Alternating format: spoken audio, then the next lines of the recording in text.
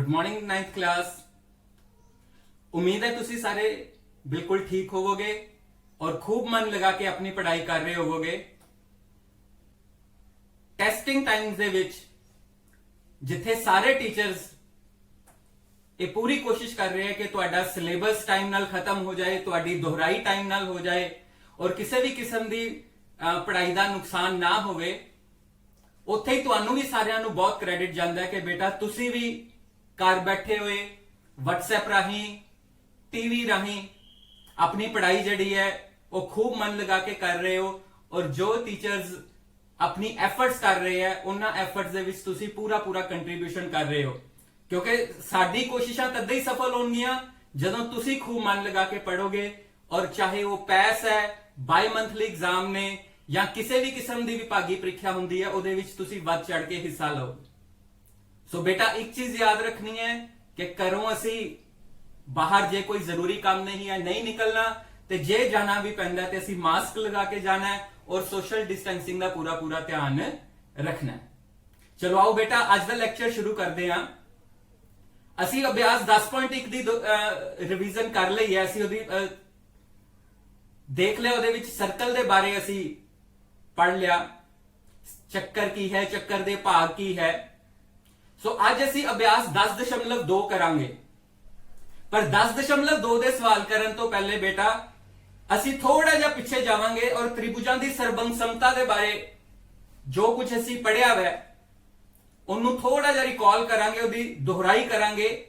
सो देखो बेटा दो त्रिभुजां कदों सरबंग सम होणगियां, चार नियम होंदे है।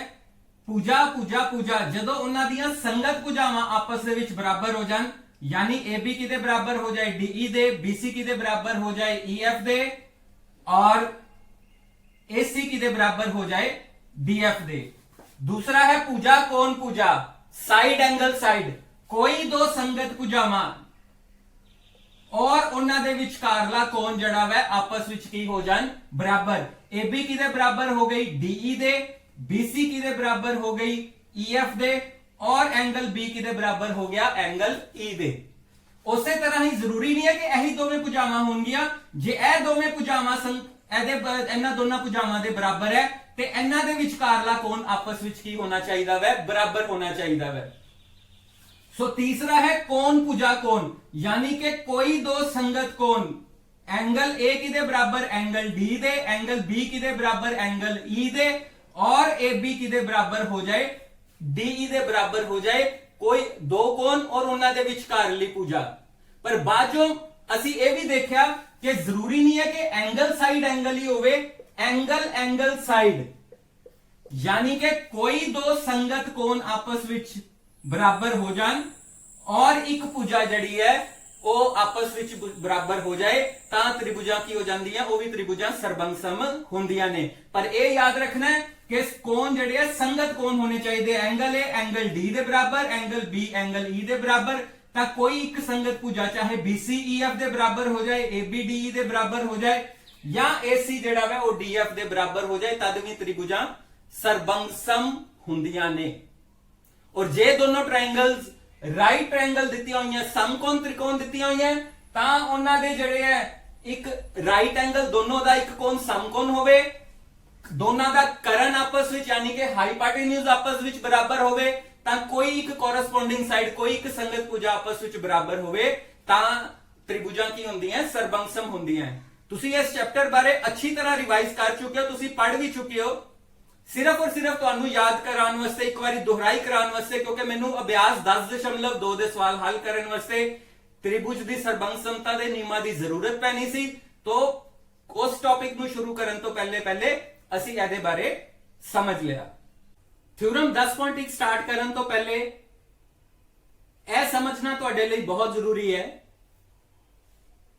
चक्कर दी जीवा द्वारा केंद्र उत्ते बनाया गया कोण की हुंदा है। तुहाडे सामने एक चक्कर है जिसदे उत्ते ए बी एक जीवा है। सो मैं चक्कर दे उत्ते एक बिंदु ले लिया पी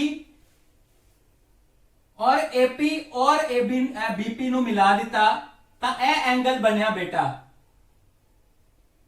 सो ए कोण की है, ए जीवा AB द्वारा P बिंदु उत्ते बनाया गया की है एंगल है। सो इस एंगल का नाम की हो जाएगा, एंगल APB, एंगल APB। ए जीवा द्वारा चक्कर दे उत्ते किसे बिंदु, वो बिंदु केड़ा P, उस बिंदु उत्ते बनाया गया कोण है। सो ए साडा सेंटर है, केंद्र O, ते जदों मैं ए नू O नाल मिलाना वा और O नू B नाल मिला देना वा, तो ए जड़ा एंगल बन रहा साडे कोल, ए इस जीवा द्वारा केंद्र उत्ते बनाया गया कोण है बेटा।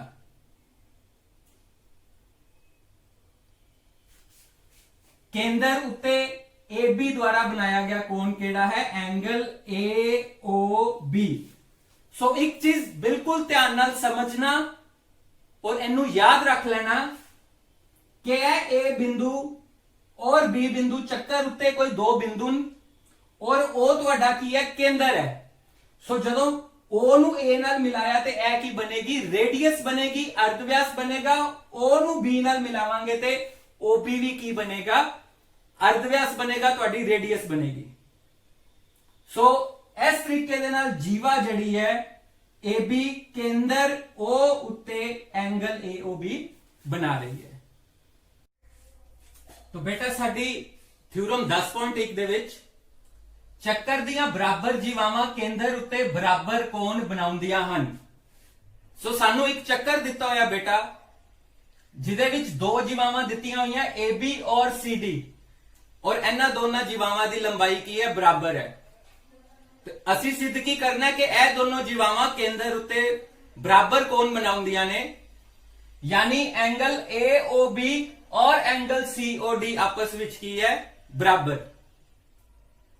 सो बेटा किसी भी थ्योरम ਨੂੰ ਸੋਲਵ ਕਰਨ ਵਾਸਤੇ, ਉਹਨੂੰ ਪ੍ਰੂਫ ਕਰਨ ਵਾਸਤੇ ਕੁਝ ਸਟੈਪਸ ਹੁੰਦੇ ਆ, ਜਿਹਦੇ ਵਿੱਚ ਸਭ ਤੋਂ ਪਹਿਲੇ ਕੀ ਹੈ, ਗਿਵਨ ਕਿ ਸਾਨੂੰ ਸਟੇਟਮੈਂਟ ਦੇ ਵਿੱਚ ਦਿੱਤਾ ਕੀ ਹੋਇਆ ਹੈ, ਔਰ ਫਿਰ ਉਸ ਤੋਂ ਬਾਅਦ ਟੂ ਪ੍ਰੂਵ, ਸਿੱਧ ਕੀ ਕਰਨਾ ਹੈ ਸਾਨੂੰ ਕਿ ਸਾਨੂੰ ਪੁੱਛਿਆ ਕੀ ਹੋਇਆ ਹੈ। और जे उस थ्योरम ਨੂੰ ਪ੍ਰੂਫ ਕਰਨ ਵਾਸਤੇ ਸਾਨੂੰ ਕੰਸਟਰਕਸ਼ਨ ਦੀ ਜ਼ਰੂਰਤ ਪੈਂਦੀ ਹੈ, ਰਚਨਾ ਕਰਨ ਦੀ ਜ਼ਰੂਰਤ ਪੈਂਦੀ ਹੈ, ਤੇ ਅਸੀਂ ਫਿਰ ਉਸ ਡਾਇਗਰਾਮ ਦੇ ਵਿੱਚ ਜਾਂ ਉਸ ਫਿਗਰ ਦੇ ਵਿੱਚ ਰਚਨਾ ਕਰਦੇ ਆ। ਜੋ ਵੀ ਸਟੈਪਸ ਸਾਨੂੰ ਜ਼ਰੂਰਤ ਪੈਂਦੀ ਹੈ, ਅਸੀਂ ਉਹ ਸਟੈਪਸ ਜਿਹੜੇ ਆ ਉਹ ਪੂਰੇ ਕਰਦੇ ਆ, ਔਰ ਫਿਰ ਅਸੀਂ ਉਸ ਥਿਊਰਮ ਨੂੰ ਕੀ ਕਰਦੇ ਆ, ਪ੍ਰੂਫ ਕਰਨ ਦੀ ਕੋਸ਼ਿਸ਼ ਕਰਦੇ ਆ। ਸੋ ਆਓ ਬੇਟਾ ਇਸ ਥਿਊਰਮ ਨੂੰ ਅਸੀਂ ਹੱਲ ਕਰੀਏ, ਪ੍ਰੂਫ ਕਰੀਏ। ਚੱਕਰ ਦੀ ਬਰਾਬਰ ਜੀਵਾਵਾਂ ਕੇਂਦਰ ਉੱਤੇ ਬਰਾਬਰ ਕੋਣ ਬਣਾਉਂਦੀਆਂ ਹਨ। ਸੋ ਬੇਟਾ ਸਾਨੂੰ ਕੀ ਦਿੱਤਾ ਹੋਇਆ ਹੈ, ਸਾਨੂੰ ਦਿੱਤਾ ਹੋਇਆ ਹੈ ਇੱਕ ਚੱਕਰ ਜਿਸ ਦਾ ਕੇਂਦਰ O ਹੈ, और उस चक्कर दे विच दो जीवावां दित्तियां होईयां AB और CD। इस तरह के AB और CD दोनों की लंबाई की है, बराबर है। AB और CD आपस विच बराबर हैं। सो असी सिद्ध की करना है, असी सिद्ध करना है कि AB और CD जड़े केंद्र उत्ते कोण बनांदियां ने, वो दोवें कोण जड़े है वो आपस विच बराबर ने। एदा मतलब असी सिद्ध करना है एंगल AOB बराबर है एंगल COD, और असी रचना करनी है। रचना की करांगे, असी OA नू मिलावांगे, OB नू मिलावांगे, OC नू मिलावांगे और OD नू मिलावांगे। सो 9th क्लास ਜਦੋਂ ਅਸੀਂ O ਤੋਂ A, O ਤੋਂ B, O ਤੋਂ C और OD ਇਹਨਾਂ ਨੂੰ ਮਿਲਾ ਰਹੇ ਹਾਂ, ਤੁਹਾਨੂੰ ਪਤਾ ਹੈ, ਤੁਹਾਨੂੰ ਸਮਝਾਇਆ ਗਿਆ ਕਿ ਕੇਂਦਰ ਤੋਂ ਜਦੋਂ ਚੱਕਰ ਦੇ ਕਿਸੇ ਬਿੰਦੂ ਤੱਕ ਅਸੀਂ ਜਿਹੜੀ ਭੁਜਾ ਬਣਾਉਂਦੇ ਆ, ਰੇਖਾ ਖੰਡ ਖਿੱਚਦੇ ਆ, ਉਹ ਉਸ ਚੱਕਰ ਦਾ ਕੀ ਹੁੰਦੀ ਹੈ, ਅਰਧਵਿਆਸ ਹੁੰਦੀ ਹੈ। ਕੀ ਹੁੰਦੀ ਹੈ, ਅਰਧਵਿਆਸ।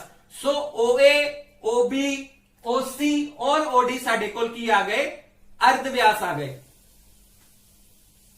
ਠੀਕ ਹੈ ਨਾ। ਸੋ ਇਹ ਸਾਡੇ ਕੋਲ ਕੀ ਆ ਗਏ, अर्धव्यास।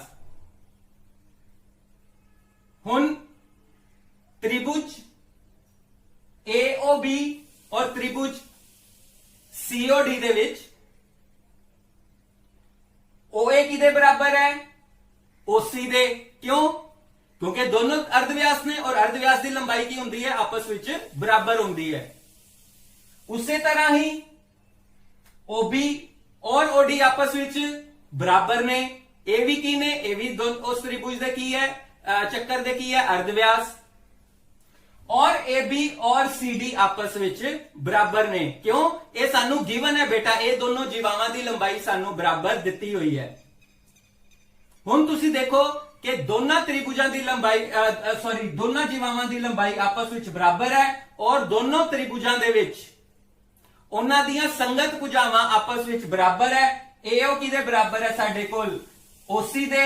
OB ਕਿਹਦੇ ਬਰਾਬਰ ਹੈ ਸਾਡੇ ਕੋਲ, OD ਦੇ। AB ਬਰਾਬਰ ਹੈ CD। ਸੋ ਭੁਜਾ ਨਿਯਮ ਦੇ ਅਨੁਸਾਰ त्रिभुज AOB और त्रिभुज COD ਆਪਸ ਵਿੱਚ ਕੀ ਹੈਗੇ ਹੈ, ਸਰਬੰਗ ਸਮ ਹੈ, ਕੌਨਗਰੈਂਟ ਟ੍ਰਾਇੰਗਲਸ ਹੈਗੀਆਂ।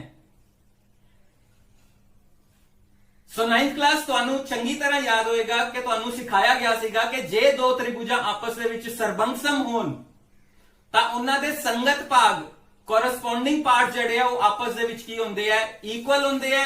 ਇਹਦਾ ਮਤਲਬ ਕੀ ਹੈ, ਐਂਗਲ AOB ਕਿਹਦੇ ਬਰਾਬਰ ਆ ਜਾਏਗਾ, ਐਂਗਲ COD ਦੇ।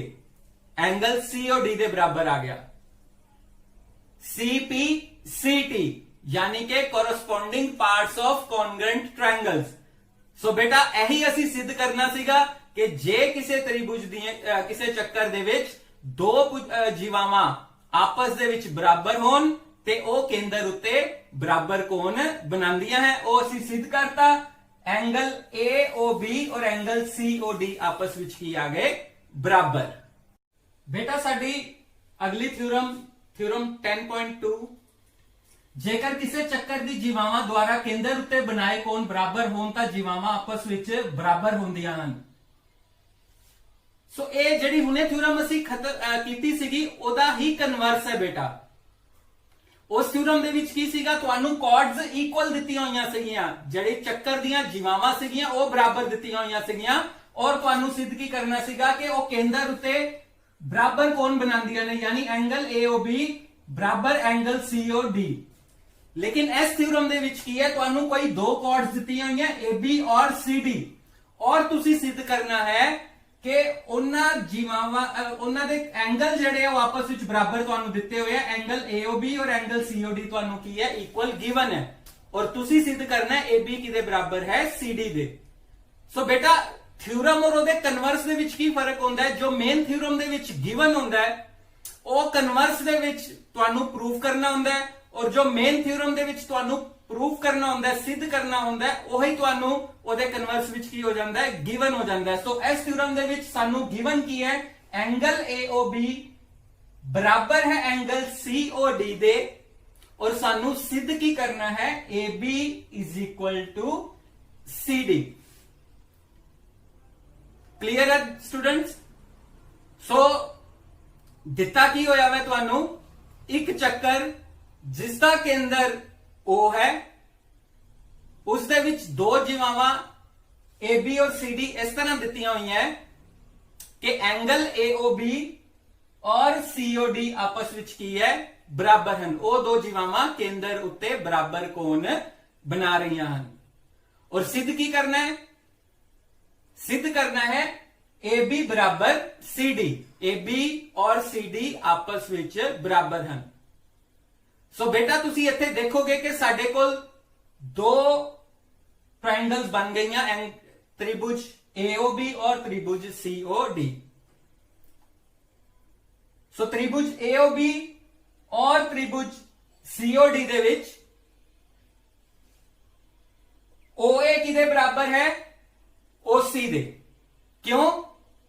ਕਿਉਂਕਿ ਦੋਨੋਂ ਕੀ ਹੈਗੇ ਆ, अर्ध व्यास। ਅਸੀਂ ਕੀਤਾ ਸੀ ਨਾ, ਕੇਂਦਰ ਤੋਂ ਚੱਕਰ ਦੇ ਕਿਸੇ ਵੀ ਬਿੰਦੂ ਉੱਤੇ ਜਦੋਂ ਕੇਂਦਰ ਤੋਂ ਚੱਕਰ ਦੇ ਉੱਤੇ ਜਿਹੜਾ ਬਿੰਦੂ ਹੈ ਉਹਨਾਂ ਨੂੰ ਅਸੀਂ ਮਿਲਾ ਦਈਏ ਤੇ ਜਿਹੜਾ ਰੇਖਾਖੰਡ ਬਣਦਾ ਹੈ ਉਹ ਕੀ ਹੁੰਦਾ ਹੈ, ਉਸ ਚੱਕਰ ਦਾ ਕੀ ਹੁੰਦਾ ਹੈ, अर्ध व्यास ਹੁੰਦਾ ਹੈ, ਰੇਡੀਅਸ ਹੁੰਦਾ ਹੈ। ਉਸੇ ਤਰ੍ਹਾਂ ਹੀ ਬੇਟਾ ਐਂਗਲ AOB ਗਿਵਨ ਹੈ ਤੁਹਾਨੂੰ ਐਂਗਲ COD ਦੇ, ਇਹ ਤੁਹਾਨੂੰ ਗਿਵਨ ਹੈ, ਦਿੱਤਾ ਹੋਇਆ ਹੈ। ਔਰ ਫਿਰ OB ਕਿਹਦੇ ਇਕੁਅਲ ਹੈ, OD ਦੇ। ਸੋ ਇਹ ਸਰਬੰਗ ਸਮਤਾ ਦਾ ਕਿਹੜਾ ਨਿਯਮ ਬਣਿਆ 9ਵੀਂ ਕਲਾਸ, ਦੱਸੋ ਬੇਟਾ। ਦੋ ਭੁਜਾਵਾਂ ਤੁਹਾਨੂੰ ਬਰਾਬਰ ਦਿੱਤੀਆਂ ਹੋਈਆਂ, ਦੋ ਸੰਗਤ ਭੁਜਾਵਾਂ ਤੁਹਾਨੂੰ ਬਰਾਬਰ ਦਿੱਤੀਆਂ ਹੋਈਆਂ, ਔਰ ਉਹਨਾਂ ਸੰਗਤ ਭੁਜਾਵਾਂ ਦੁਆਰਾ ਜਿਹੜਾ ਕੋਣ ਹੈ ਉਹਨਾਂ ਦੇ ਵਿਚਕਾਰਲਾ ਕੋਣ ਹੈ ਉਹ ਵੀ ਕੀ ਹੈ, ਬਰਾਬਰ ਹੈ। ਸੋ ਕਿਹੜਾ ਨਿਯਮ ਬਣਿਆ, ਵੈਰੀ ਗੁੱਡ, ਇਹ ਬਣਿਆ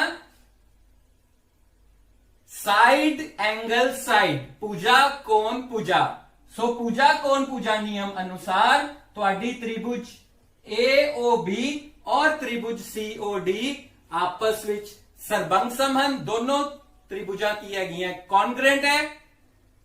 ਸੋ ਜੇ ਦੋਨੋਂ त्रिभुजा ਕੌਨਗਰੈਂਟ ਹਨ, ਇਹਦਾ ਮਤਲਬ ਕੀ ਹੈ, AB ਕਿਹਦੇ ਬਰਾਬਰ ਆ ਜਾਏਗਾ, CD ਦੇ।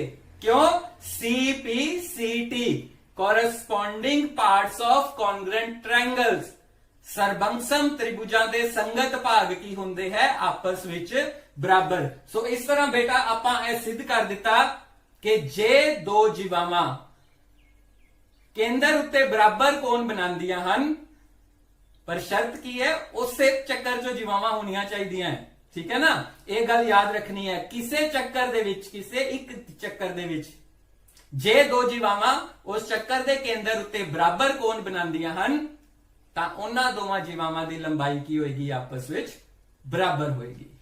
ਅਭਿਆਸ 10.2 ਦਾ ਸਾਡਾ ਪਹਿਲਾ ਸਵਾਲ ਹੈ, ਦੋ ਸਰਬੰਗਸਮ ਚੱਕਰਾਂ ਦੀ ਜੀਵਾਵਾਂ ਕੇਂਦਰਾਂ ਉੱਤੇ ਸਮਾਨ ਕੋਣ ਬਣਾਉਂਦੀਆਂ ਹਨ। ਬੇਟਾ ਜੇ ਤੁਸੀਂ ਥੋੜਾ ਜਿਹਾ ਧਿਆਨ ਨਾਲ ਸੋਚੋ और जे बेसिक्स ਤੁਹਾਡੇ क्लियर होन, दो ਸਰਬੰਗਸਮ ਚੱਕਰਾਂ ਦੀਆਂ ਜੀਵਾਵਾਂ ਕੇਂਦਰ ਉੱਤੇ ਸਮਾਨ ਕੋਣ ਬਣਾਉਂਦੀਆਂ ਹਨ। ਸਰਬੰਗਸਮ ਚੱਕਰ ਕਿਹੜੇ ਹੁੰਦੇ ਆ ਬੇਟਾ, ਜਦੋਂ ਅਸੀਂ ਇੱਕ ਹੀ ਮਾਪ ਦੀ ਪ੍ਰਕਾਰ ਖੋਲ ਕੇ, ਚਾਹੇ ਉਹ ਮਾਪ 5 ਸੈਂਟੀਮੀਟਰ ਹੈ, 7 ਸੈਂਟੀਮੀਟਰ ਹੈ, 8 ਸੈਂਟੀਮੀਟਰ ਹੈ, ਦੋ ਵੱਖਰੇ ਵੱਖਰੇ ਚੱਕਰ ਡਰਾ ਕਰਦੇ ਆ ਤਾਂ ਉਹ ਦੋਨੋਂ ਚੱਕਰ ਕੀ ਹੁੰਦੇ ਐ, ਸਰਬੰਗਸਮ ਹੁੰਦੇ ਐ। ਇਹਦਾ ਮਤਲਬ ਕੀ ਹੈ, ਉਹਨਾਂ ਦੋਨਾਂ ਚੱਕਰਾਂ ਦੇ ਅਰਧ ਵਿਆਸ ਕੀ ਹੁੰਦੇ ਐ, ਇੱਕ ਸਮਾਨ ਹੁੰਦੇ ਐ। ਸੋ ਜੇ ਤੁਸੀਂ ਥੋੜਾ ਜਿਹਾ ਧਿਆਨ ਨਾਲ ਸੋਚੋ ਬੇਟਾ, ਥਿਊਰਮ ਦੇ ਵਿੱਚ ਕੀ ਸੀਗਾ, ਇੱਕ ਹੀ ਚੱਕਰ ਦੇ ਵਿੱਚ ਦੋ ਬਰਾਬਰ ਜੀਵਾਵਾਂ ਸੀ, ਔਰ ਇੱਕ ਹੀ ਚੱਕਰ ਦੇ ਵਿੱਚ ਅਰਧ ਵਿਆਸ ਤੇ ਬਰਾਬਰ ਹੁੰਦੇ ਹੀ ਹੈ। ਇੱਥੇ ਕੀ ਹੈ, ਇੱਥੇ ਦੋ ਸਰਬੰਗਸਮ ਚੱਕਰ ਹੈ, ਇਹਦਾ ਮਤਲਬ ਇਹਨਾਂ ਦੋਵਾਂ ਦੇ ਅਰਧ ਵਿਆਸ ਵੀ ਬਰਾਬਰ ਹੈ। ਸੋ ਇਸ ਸਵਾਲ ਚੋਂ ਥਿਊਰਮ 10.1 ਦੇ ਵਿੱਚ ਕੋਈ ਫਰਕ ਨਹੀਂ ਹੈ ਬੇਟਾ, ਸਿਰਫ ਔਰ ਸਿਰਫ ਇੱਕ ਚੀਜ਼ ਦੇ ਇਲਾਵਾ ਕਿ ਇੱਥੇ ਦੋ ਚੱਕਰ ਦਿੱਤੇ ਹੋਏ ਆ, ਉੱਥੇ ਚੱਕਰ ਇੱਕੋ ਹੀ ਸੀ, ਪਰ ਇੱਥੇ ਜਿਹੜੇ ਦੋ ਚੱਕਰ ਦਿੱਤੇ ਹੋਏ ਆ ਉਹ ਕੀ ਹੈ, ਸਰਬੰਗਸਮ ਹੈ। ਚੱਕਰ ਦੋ ਅਲੱਗ-ਅਲੱਗ ਹੈ ਪਰ ਉਹਨਾਂ ਦੇ ਅਰਧ ਵਿਆਸ ਕੀ ਹੈ, ਸੇਮ ਹੈ। ਸੋ ਸਾਡੇ ਕੋਲ ਅੰਤਰ ਕੀ ਹੈ ਕਿ ਇਸ ਚੱਕਰ ਦਾ ਕੇਂਦਰ O ਹੈ, ਇਹਦਾ ਕੇਂਦਰ ਕੀ ਹੈ, O' ਹੈ। ਉੱਥੇ ਸਾਡੇ ਕੋਲ ਇੱਕ ਹੀ ਚੱਕਰ ਸੀਗਾ ਜਿਹਦਾ ਕੇਂਦਰ O ਸੀ, ਅਰਧ ਵਿਆਸ ਉੱਥੇ ਵੀ ਬਰਾਬਰ ਸੀ, ਅਰਧ ਵਿਆਸ ਇੱਥੇ ਵੀ ਬਰਾਬਰ ਹੈ। ਸੋ ਸਵਾਲ ਦੇ ਵਿੱਚ ਕੋਈ ਮੇਨ ਡਿਫਰੈਂਸ ਨਹੀਂ ਹੈ, ਸਿਰਫ ਔਰ ਸਿਰਫ ਧਿਆਨ ਰੱਖਣਾ ਹੈ ਕਿ ਇੱਥੇ ਦੋ ਸਰਬੰਗਸਮ ਚੱਕਰ ਦਿੱਤੇ ਹੋਏ ਆ ਸਾਨੂੰ, ਠੀਕ ਹੈ, ਲੇਕਿਨ ਉਹਨਾਂ ਦੇ ਅਰਧ ਵਿਆਸ ਕੀ ਹੈ, ਇੱਕ ਸਮਾਨ ਹੈ। और ਆਪਾਂ सिद्ध की करना है कि AB और CD ਜਿਹੜੀ ਹੈ ਦੋਵੇਂ ਜੀਵਾਵਾਂ ਉਹ ਕੇਂਦਰ ਉੱਤੇ ਸਮਾਨ ਕੋਣ ਬਣਾਉਂਦੀ ਹੈ, ਯਾਨੀ ਐਂਗਲ AOB और एंगल CO' ਕੀ ਹੈ, ਆਪਸ ਵਿੱਚ ਬਰਾਬਰ ਹੈ। ਸੋ ਸਾਨੂੰ ਦਿੱਤਾ ਕੀ ਹੋਇਆ ਵੈ, ਸਾਨੂੰ ਦਿੱਤਾ ਹੋਇਆ ਦੋ ਸਰਬੰਗਸਮ ਚੱਕਰ ਜਿਨ੍ਹਾਂ ਦੇ ਕੇਂਦਰ ਕ੍ਰਮਵਾਰ O ਅਤੇ O' ਹਨ ਅਤੇ ਜੀਵਾਵਾਂ AB बराबर CD है। तो 9वीं क्लास ਅਸੀਂ सिद्ध करना है एंगल AOB बराबर एंगल CO' यानी ਇਹ ਜੀਵਾ ਜਿਹੜੀ ਹੈ ਕੇਂਦਰ O ਤੇ ਜਿਹੜਾ ਕੋਣ ਬਣਾ ਰਹੀ ਹੈ ਔਰ ਜੀਵਾ CD ਜਿਹੜਾ ਹੈ ਕੇਂਦਰ O' ਤੇ ਜਿਹੜਾ ਕੋਣ ਬਣਾ ਰਹੀ ਹੈ, ਉਹ ਦੋਵੇਂ ਕੋਣ ਆਪਸ ਵਿੱਚ ਬਰਾਬਰ ਹਨ। ਉਹਦੇ ਵਾਸਤੇ ਰਚਨਾ ਕੀ ਕਰਾਂਗੇ, OA ਨੂੰ, OB ਨੂੰ, O' ਔਰ O' ਨੂੰ ਅਸੀਂ ਆਪਸ ਵਿੱਚ ਮਿਲਾ ਦੇਵਾਂਗੇ। ਸੋ ਬੇਟਾ ਜਦੋਂ ਅਸੀਂ OA, OB, O' ਔਰ O' ਨੂੰ ਅਸੀਂ ਮਿਲਾ ਦਿੱਤਾ ਤਾਂ ਸਾਡੇ ਕੋਲ ਇਸ ਚੱਕਰ ਦੇ ਵਿੱਚ ਇੱਕ ਤ੍ਰਿਭੁਜ ਆ ਗਈ, ਤ੍ਰਿਭੁਜ AOB, ਔਰ ਇਸ ਚੱਕਰ ਦੇ ਵਿੱਚ ਇੱਕ ਤ੍ਰਿਭੁਜ ਆ ਗਈ CO'। ਹੁਣ ਤੁਸੀਂ ਜਦੋਂ ਇਹਨਾਂ ਦੋਨਾਂ ਤ੍ਰਿਭੁਜਾਂ ਦੇ ਵਿੱਚ ਦੇਖੋਗੇ OA बराबर है O डैश C दे, OB बराबर है O डैश D दे। क्यों? क्योंकि ਇਹ दोनों ਸਰਬੰਗ ਸਮ ਚੱਕਰਾਂ ਦੇ ਅਰਧ ਵਿਆਸ ਹੈ, ਇਹ ਜੋੜੇ क्यों? और मैं ਤੁਹਾਨੂੰ ਸਮਝਾਇਆ ਸੀਗਾ ਕਿ ਸਰਬੰਗ ਸਮ ਚੱਕਰ ਕਿਹੜੇ ਹੁੰਦੇ ਆ, ਜਦੋਂ ਅਸੀਂ ਇੱਕ ਹੀ ਮਾਪ ਦੀ ਪ੍ਰਕਾਰ ਖੋਲ ਕੇ ਇੱਕੋ ਮਾਪ ਦੀਆਂ ਦੋ ਚੱਕਰ ਖਿੱਚ ਦਿੰਨੇ ਆ ਤੇ ਉਹ ਦੋਨੋਂ ਚੱਕਰ ਕੀ ਹੁੰਦੇ ਆ, ਸਰਬੰਗ ਸਮ। ਔਰ ਜਿੰਨੀ ਪ੍ਰਕਾਰ ਖੋਲੀ ਹੁੰਦੀ ਹੈ ਉਹ ਉਹਨਾਂ ਚੱਕਰਾਂ ਦਾ ਕੀ ਹੁੰਦਾ ਹੈ, ਅਰਧ ਵਿਆਸ ਹੁੰਦਾ ਹੈ। ਸੋ ਇਹ ਦੋਨੋਂ ਚੱਕਰ ਇੱਕ ਹੀ ਮਾਪ ਦੀ ਪ੍ਰਕਾਰ ਖੋਲ ਕੇ ਖਿੱਚੇ ਗਏ ਹੈ, ਇਸ ਕਰਕੇ ਇਹਨਾਂ ਦੋਨਾਂ ਚੱਕਰਾਂ ਦਾ ਅਰਧ ਵਿਆਸ ਆਪਸ ਵਿੱਚ ਬਰਾਬਰ ਹੈ। ਔਰ ਇਹਦਾ ਮਤਲਬ OA ਕਿਹਦੇ ਬਰਾਬਰ ਹੈ, O ਡੈਸ਼ C ਦੇ, OB ਕਿਹਦੇ ਬਰਾਬਰ ਹੈ, O ਡੈਸ਼ D ਦੇ। ਸਰਬੰਗ ਸਮ ਚੱਕਰਾਂ ਦੇ ਅਰਧ ਵਿਆਸ। ਔਰ AB ਔਰ CD ਤੇ ਤੁਹਾਨੂੰ ਪਹਿਲੇ ਹੀ ਦਿੱਤਾ ਹੋਇਆ ਹੈ, ਦੋਨੋਂ ਕੋਡ ਜਿਹੜੀਆਂ ਨੇ ਬਰਾਬਰ ਦਿੱਤੀਆਂ ਹੋਈਆਂ ਸੀਗੀਆਂ, ਇਸ ਕਰਕੇ त्रिभुज AOB ਸਰਬੰਗ ਸਮ ਆ ਗਈ त्रिभुज CO ਡੈਸ਼ D ਦੇ। ਕਿਹੜੇ ਨਿਯਮ ਨਾਲ? ਭੁਜਾ ਭੁਜਾ ਭੁਜਾ। ਇਹ ਸਾਈਡ ਇਹਦੇ ਇਕੁਅਲ ਹੈ, ਇਹ ਸਾਈਡ ਇਹਦੇ ਇਕੁਅਲ ਹੈ, ਇਹ ਸਾਈਡ ਇਹਦੇ ਇਕੁਅਲ ਹੈ। ਸੋ ਸਾਈਡ ਐਂਗਲ ਨਿਯਮ ਨਾਲ ਦੋਨੋਂ त्रिभुजां ਕੀ ਆ ਗਈਆਂ, ਸਰਬੰਗ ਸਮ। ਤੇ ਜੇ ਦੋਨੋਂ त्रिभुजां ਸਰਬੰग ਸਮ ਹੈ, ਉਹਨਾਂ ਦੇ ਕੋਰਸਪੋਂਡਿੰਗ ਪਾਰਟਸ ਕੀ ਹੋਣਗੇ, ਇਕੁਅਲ ਹੋਣਗੇ। ਇਹਦਾ ਮਤਲਬ ਹੈ ਐਂਗਲ AOB ਬਰਾਬਰ ਹੈ ਐਂਗਲ CO ਡੈਸ਼ D ਦੇ। CPCT corresponding parts of congruent triangles. So ਬੇਟਾ ਇਸ ਤਰ੍ਹਾਂ ਅਸੀਂ ਦੇਖ ਲਿਆ ਕਿ ਜੇ ਦੋ ਸਰਬੰਗ ਸਮ ਚੱਕਰਾਂ ਦੀਆਂ ਜੀਵਾਵਾਂ ਆਪਸ ਵਿੱਚ ਬਰਾਬਰ ਹੋਣ ਤੇ ਉਹ ਕੇਂਦਰ ਉੱਤੇ ਬਰਾਬਰ ਕੋਣ ਬਣਾਉਂਦੀਆਂ ਹਨ। ਬੇਟਾ ਹੁਣ ਅਸੀਂ ਅਭਿਆਸ 10.2 ਦਾ ਦੂਸਰਾ ਸਵਾਲ ਕਰਾਂਗੇ। ਇਹਦੇ ਵਿੱਚ ਤੁਹਾਨੂੰ ਦਿੱਤਾ ਹੋਇਆ ਹੈ ਦੋ ਸਰਬੰਗ ਸਮ ਚੱਕਰ ਜਿਨ੍ਹਾਂ ਦੀ ਜੀਵਾਵਾਂ ਕੇਂਦਰ ਉੱਤੇ ਇੱਕ ਸਮਾਨ ਕੋਣ ਬਣਾਉਂਦੀਆਂ ਹਨ। ਸਿੱਧ ਕਰੋ ਕਿ ਉਹ ਦੋਨੋਂ ਜੀਵਾਵਾਂ ਦੀ ਲੰਬਾਈ ਆਪਸ ਵਿੱਚ ਬਰਾਬਰ ਹੈ। ਸੋ ਜੇ ਤੁਹਾਨੂੰ ਯਾਦ ਹੋਏਗਾ ਥਿਊਰਮ 10.2 ਦੇ ਵਿੱਚ ਅਸੀਂ ਇਹੀ ਗੱਲ ਪ੍ਰੂਫ ਕੀਤੀ ਸੀ, ਲੇਕਿਨ ਉਹਦੇ ਚ ਅਸੀਂ ਸੇਮ ਸਰਕਲ ਲਿੱਤਾ ਸੀ। ਇੱਕ ਸਰਕਲ ਦੀਆਂ ਦੋ ਜੀਵਾਵਾਂ ਕੇਂਦਰ ਉੱਤੇ ਬਰਾਬਰ ਕੋਣ ਬਣਾਉਂਦੀਆਂ ਹੋਣ ਤਾਂ ਉਹ ਜੀਵਾਵਾਂ ਦੀ ਲੰਬਾਈ ਕੀ ਹੁੰਦੀ ਹੈ, ਇੱਕ ਸਮਾਨ ਹੁੰਦੀ ਹੈ। ਇੱਥੇ ਸਾਡੇ ਕੋਲ ਬੇਟਾ ਦੋ ਚੱਕਰ ਹਨ, ਲੇਕਿਨ ਉਹ ਦੋਨੋਂ ਕੀ ਹੈ, ਸਰਬੰਗ ਸਮ। ਔਰ ਸਰਬੰਗ ਸਮ ਦਾ ਕੀ ਮਤਲਬ ਹੈ, ਮੈਂ ਤੁਹਾਨੂੰ ਹੁਣੇ ਸਮਝਾਇਆ ਸੀ ਕਿ ਉਹ ਦੋਨੋਂ ਚੱਕਰ ਬੇਟਾ ਅਸੀਂ ਪ੍ਰਕਾਰ ਦਾ ਇੱਕ ਹੀ ਮਾਪ ਦੇ ਨਾਲ ਦੋ ਵੱਖ-ਵੱਖ ਚੱਕਰ ਡਰਾ ਕਰੀਏ, ਚਾਹੇ ਉਹ ਮਾਪ 6 ਸੈਂਟੀਮੀਟਰ ਹੈ ਚਾਹੇ 8 ਸੈਂਟੀਮੀਟਰ ਹੈ, ਇੱਕ ਵਾਰੀ ਪ੍ਰਕਾਰ ਖੋਲ ਲਈਏ ਔਰ ਅਸੀਂ ਜੇ ਦੋ ਸਰਕਲ ਡਰਾ ਕਰਦੇ ਹਾਂ ਤੇ ਉਹ ਦੋਨੋਂ ਸਰਕਲ ਕੀ ਹੁੰਦੇ ਆ, ਸਰਬੰਗ ਸਮ ਹੁੰਦੇ ਆ, ਕੌਨਗਰੈਂਟ ਹੁੰਦੇ ਆ। ਯਾਨੀ ਕਿ ਉਹਨਾਂ ਦੋਨਾਂ ਸਰਕਲਸ ਦੀ ਜਿਹੜੀ ਰੇਡੀਅਸ ਹੈ ਉਹ ਇੱਕ ਸਮਾਨ ਹੁੰਦੀ ਹੈ। ਸੋ ਇੱਥੇ ਸਾਨੂੰ ਦੋ ਚੱਕਰ ਦਿੱਤੇ ਹੈ। ਪਹਿਲੇ ਚੱਕਰ ਦਾ ਕੇਂਦਰ O ਹੈ, ਦੂਸਰੇ ਚੱਕਰ ਦਾ ਕੇਂਦਰ ਕੀ ਹੈ, O ਡੈਸ਼। ਔਰ ਸਾਨੂੰ ਇੱਥੇ ਜੀਵਾਵਾਂ ਦਿੱਤੀਆਂ ਹੋਈਆਂ AB ਅਤੇ CD। ਸੋ 9th ਕਲਾਸ ਅਸੀਂ ਸਾਨੂੰ ਇਹ ਪਤਾ ਹੈ ਕਿ AOB एंगल AOB और एंगल CO डैश D ये दोनों कोण की है, बराबर है। ऐसा नु स्टेटमेंट गिवन है और सीधा सी की करना है AB बराबर CD। सो जदों ਇੱਥੇ ਤੁਸੀਂ ਦੇਖੋ ਇਹ त्रिभुज AOB और त्रिभुज CO डैश D ਦੇ ਵਿੱਚ OA ਕਿਹਦੇ ਬਰਾਬਰ ਆ ਗਿਆ, O डैश C ਦੇ। क्यों? क्योंकि दोनों ਸਰਬੰਗ ਸਮ ਚੱਕਰਾਂ ਦੇ ਅਰਧ ਵਿਆਸ ਹੈ। ਔਰ ਐਂਗਲ AOB ਕਿਹਦੇ ਬਰਾਬਰ ਆ ਗਿਆ, ਐਂਗਲ CO ਡੈਸ਼ D ਦੇ। ਇਹ ਸਾਨੂੰ ਸਟੇਟਮੈਂਟ ਦੇ ਵਿੱਚ ਗਿਵਨ ਹੈ।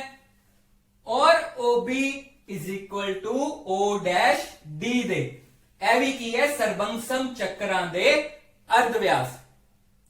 ਸੋ ਦੇਖੋ ਬੇਟਾ ਮੈਂ ਤੁਹਾਨੂੰ ਕਿਹਾ ਸੀਗਾ ਕਿ ਚਾਹੇ ਅਸੀਂ ਚੈਪਟਰ ਸਰਕਲਸ ਦਾ ਕਰ ਰਹੇ ਹਾਂ, ਲੇਕਿਨ ਸਾਨੂੰ ਕੌਨਗਰੈਂਸੀ ਦੇ ਰੂਲਸ ਜਿਹੜੇ ਆ ਉਹ ਯਾਦ ਹੋਣੇ ਚਾਹੀਦੇ ਆ। ਹੁਣ ਤੁਸੀਂ ਜਦੋਂ ਇੱਥੇ ਦੇਖੋ ਤ੍ਰਿਭੁਜਾਂ ਸੀਗੀਆਂ, ਸੋ ਤ੍ਰਿਭੁਜਾਂ ਦੀ ਕੌਨਗਰੈਂਸੀ ਸਰਬੰਗ ਸਮਤਾ ਦੇ ਨਿਯਮ ਸਾਨੂੰ ਜੇ ਪਤਾ ਹੈ, ਅਸੀਂ ਇਸ ਸਵਾਲ ਨੂੰ ਆਸਾਨੀ ਨਾਲ ਹੱਲ ਕਰ ਲਿਆ। ਸੋ त्रिभुज AOB ਸਰਬੰਸਮ ਹੈ त्रिभुज CO'D ਦੇ ਤੇ ਕਿਹੜਾ ਨਿਯਮ ਲਗਾਇਆ 9th ਕਲਾਸ ਦੱਸੋ ਬੇਟਾ ਕਿਹੜਾ ਬਣੇਗਾ ਇਹ ਭੁਜਾ ਇਹਦੇ ਬਰਾਬਰ ਜੋ ਕਿ ਅਰਧ ਵਿਆਸ ਨੇ ਇਹ ਕੋਣ ਇਹਦੇ ਬਰਾਬਰ ਜੋ ਸਾਨੂੰ ਗਿਵਨ ਹੈ ਔਰ ਇਹ ਭੁਜਾ ਆਪਸ ਵਿੱਚ ਬਰਾਬਰ ਜੋ ਕਿ ਸਰਬੰਸਮ ਚੱਕਰਾਂ ਦੇ ਅਰਧ ਵਿਆਸ ਹੈ ਸੋ ਭੁਜਾ कौन और फिर पूजा पे पूजा लग गया ना पता साइड एंगल साइड नियम है बेटा केड़ा नियम है साइड एंगल साइड सो असी इन्हां नू कॉन्ग्रेंट सिद्ध कर दिता एदा मतलब की है AB किदे बराबर हो गया CD they CPCT corresponding parts of congruent triangles ਸਰਬੰਸਮ ਤ੍ਰਿਭੁਜਾਂ ਦੇ ਸੰਗਤ ਭਾਗ ਸੋ 9th ਕਲਾਸ ਅਸੀਂ ਇਸ ਸਵਾਲ ਦੇ ਵਿੱਚ ਦੇਖਿਆ ਕਿ ਜੇ ਦੋ ਸਰਬੰਸਮ ਚੱਕਰਾਂ ਦੀਆਂ ਜੀਵਾਵਾਂ ਕੇਂਦਰ ਉੱਤੇ ਇੱਕ ਸਮਾਨ ਕੋਣ ਬਣਾਉਂਦੀਆਂ ਹਨ ਤਾਂ ਉਹਨਾਂ ਜੀਵਾਵਾਂ ਦੀ ਲੰਬਾਈ ਇੱਕ ਸਮਾਨ ਹੁੰਦੀ ਹੈ ਉਹ ਦੋਵੇਂ ਜੀਵਾਵਾਂ ਆਪਸ ਵਿੱਚ ਬਰਾਬਰ ਹੁੰਦੀਆਂ ਹਨ 9th ਕਲਾਸ ਪਿਛਲੇ ਦੋ ਲੈਕਚਰਸ ਦੇ ਵਿੱਚ ਬੇਟਾ ਅਸੀਂ ਚੱਕਰ ਦੇ ਭਾਗ ਉਹਨਾਂ ਦੇ ਬਾਰੇ ਅੱਛੀ ਤਰ੍ਹਾਂ ਪੜਿਆ ਔਰ ਸਮਝਿਆ ਔਰ ਨਾਲ ਹੀ ਨਾਲ ਫਿਰ ਚੱਕਰ ਦੀ ਜੀਵਾਵਾਂ ਉਹਨਾਂ ਜੀਵਾਵਾਂ ਦੁਆਰਾ ਕੇਂਦਰ ਉੱਤੇ ਬਣਾਏ ਗਏ ਕੋਣ ਉਹਨਾਂ ਨਾਲ ਸੰਬੰਧਿਤ ਥਿਊਰਮਸ ਕੀਤੀਆਂ ਔਰ ਨਾਲ ਸਵਾਲ ਹੱਲ ਕੀਤੇ ਸੋ ਮੈਨੂੰ ਉਮੀਦ ਹੈ ਕਿ ਤੁਹਾਨੂੰ ਇਹ ਚੈਪਟਰ ਅੱਛੀ ਤਰ੍ਹਾਂ ਸਮਝ ਲੱਗ ਗਈ ਹੋਏਗੀ ਬੇਟਾ ਜੀ ਸੋ ਹੁਣ ਤੁਸੀਂ ਕੀ ਕਰਨਾ ਹੈ ਕਿ ਇਹਨਾਂ ਦੀ ਰਿਵੀਜ਼ਨ ਅੱਛੀ ਤਰ੍ਹਾਂ ਕਰਨੀ ਹੈ ਕਿਉਂਕਿ ਜਦੋਂ ਤੁਸੀਂ ਇੱਕ ਵਾਰੀ ਇਸ ਚੈਪਟਰ ਦੀ ਦੁਹਰਾਈ ਕਰ ਲੋਗੇ ਤੇ ਇਹ ਅੱਛੀ ਤਰ੍ਹਾਂ ਤੁਹਾਨੂੰ ਸਮਝ ਆ ਜਾਏਗਾ ਸੋ ਜੋ ਵੀ ਮੈਂ ਤੁਹਾਨੂੰ ਕਰਵਾਇਆ ਹੈ ਉਹਦੇ ਨਾਲ ਸੰਬੰਧਿਤ ਮੈਂ ਕੁਝ ਕੁਐਸਚਨਸ ਤੁਹਾਨੂੰ ਪੁੱਛ ਰਿਹਾ ਹਾਂ ਤੁਸੀਂ ਇਹਨਾਂ ਕੁਐਸਚਨਸ ਦੇ ਜਵਾਬ ਦਿਓ ਔਰ ਦੇਖੋ ਕਿ ਕੀ ਤੁਸੀਂ ਇਹਨਾਂ ਦੇ ਆਨਸਰਸ ਦੇ ਸਕਦੇ ਹੋ ਠੀਕ ਹੈ ਇਹ ਰਹੇ ਤੁਹਾਡੇ ਸਾਹਮਣੇ ਕੁਐਸਚਨਸ ਸੋ ਬੇਟਾ ਇਹਨਾਂ ਦੇ ਆਨਸਰ ਦਿਓ